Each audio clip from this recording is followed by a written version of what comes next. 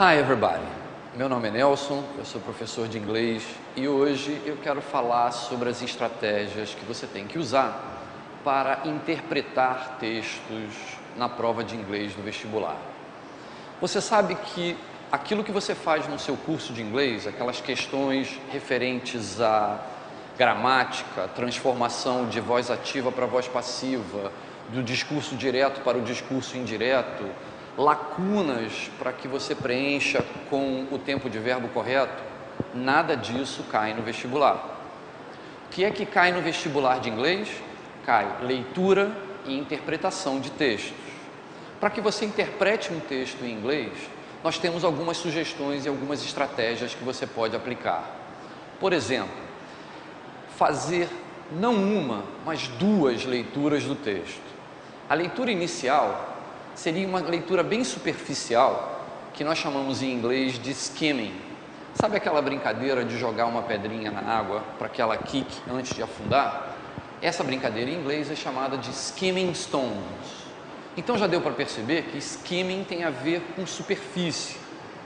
O skimming de um texto é uma leitura superficial, rápida e na qual você vai adquirir conhecimento do assunto do texto, o público-alvo do texto, qual é o posicionamento do autor, o texto é opinativo, ele não é, o texto é um poema, é um anúncio, é uma charge, uma piada, tudo isso você pega fazendo rapidamente um skimming. Segundo momento da nossa estratégia para que você faça a prova de inglês, seja discursiva ou seja múltipla escolha, você deve ler as questões. Faça também um skimming das questões, sejam elas discursivas ou de múltipla escolha, você deve dar uma lida rápida nas questões para saber o que o examinador cobrou, o que você tem que saber em relação ao texto. A partir daí é que você parte para a terceira etapa. Na terceira etapa você vai ler a primeira questão e vai voltar ao texto para procurar a resposta. Essa volta ao texto e essa leitura mais aprofundada do texto é o que chamamos de scanning. Scanner é aquela máquina que lê e traduz para o computador uma foto, um texto. Pois é, ela lê detalhadamente, pixel por pixel, uma foto. É a hora de você ler detalhadamente, é a hora de você fazer uma leitura mais aprofundada do texto, porque agora sim você está procurando a resposta das questões. Naquele primeiro momento em que você fez o skimming, ou seja, você leu rapidamente o texto, você provavelmente se deparou com palavras que não conhecia, expressões que não fizeram sentido para você e até um parágrafo inteiro que você não entendeu direito. Isso é normal, é natural e não é motivo de pânico. Você, na prova de inglês, não se tem a expectativa de que você saiba o vocabulário todo. O que se espera é que você saiba compensar com o que você sabe aquilo que você não sabe, via dedução. Tenho aqui como exemplo o primeiro parágrafo do texto que caiu na Universidade Federal Fluminense, prova de 2010, essa mais recente. Dizia o primeiro parágrafo: Many believe that the world is experiencing a mass extinction of cultures and the loss of one culture, the collective intellect, memory and the values of a people transmitted from one generation to the next through language, stories and art and other objects, is as profound as the loss of a biological species. Sobre esse primeiro parágrafo, o examinador propôs uma questão. According to the text, what does it mean when one culture vanishes from the earth? Imagine que você não conheça o significado da palavra vanishes. Pânico?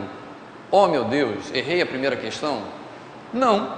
Se você sabe todo o resto, e se você teve um entendimento, pelo menos geral, do primeiro parágrafo do texto, você é perfeitamente capaz de responder a esta questão. Basta que você faça algumas perguntas básicas para tentar não adivinhar, mas deduzir o significado de vanish. Vamos lá. O que é vanish? É um verbo? É um adjetivo? É um substantivo? no encaixe da frase, na colocação na frase e até por causa do ES da terceira pessoa, você percebe que vanish é um verbo. Se é um verbo, ele tem um sujeito. O sujeito é one culture. Se a gente lembrar do primeiro parágrafo, lá eles falam da extinção de culturas. E diz o primeiro parágrafo que quando uma cultura se extingue, a perda é tão ruim quanto a perda causada pela extinção de uma espécie biológica. Outra coisa que dá uma boa dica é o vanishes from the earth. A preposição from dá a ideia de origem. Quando uma coisa vanish from the earth, vanish da terra, o que você conclui? Já chegou à conclusão, não já? Já deduziu o que é? Então, vanish significa desaparecer, sumir, extinguir-se. Então, o que o examinador queria saber?